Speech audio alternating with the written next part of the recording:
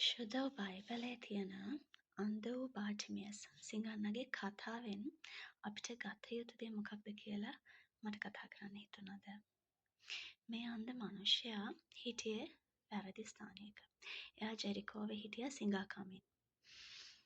මෙයාට ඒ වුණාට ලොකු ඇදහිල්ලක් තිබුණා ජේසුස් වහන්සේට එයාව සුව කරන්න පුළුවන් කියලා. ඉතින් ජේසුස් වහන්සේ ජෙරිකෝවෙන් යනකොට බාටිමේස් හිඟන්නෙක් වුණත් එයා සල්ලි කිසි දෙයක් නෙමෙයි ඉල්ලුවේ. ජේසුව දැකලා එයා ජේසුගෙන් ඉල්ලුවේ සුවය. ඉතින් ඔගොල්ලෝ වැරදි ස්ථානයේ හිටියත් ඔයාට ඇදහිල්ලක් තියෙනවා නම් ඔයාට පුළුවන් සුව වෙන්න.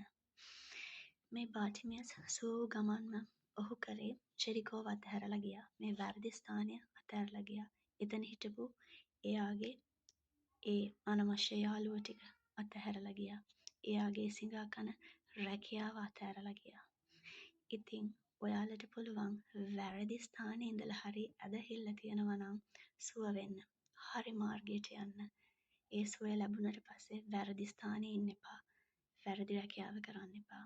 වැරදි යාළුවන් ආශ්‍රය කරන්න එපා. ඔයාලට ලොකු යහපත් සාර්ථක ගමනක් තියෙනවා ඊට පස්සේ. ඉතින් වැරදි තැන හිටියත් සුව වෙලා ඊට පස්සේ හරි තැන ඉඳලා ගමන පටන් ගන්න. ජේසු ඔයාලට ගොඩක් ආදරේ. ජේසු කරන්න පුළුවන් උපරිමයම අපිට කරලා ගිහින් තියෙන්නේ. අපිට තියෙන්නේ ඒකේ ප්‍රතිඵල ලබා ගන්න විතරයි. ජේසු පිටයි.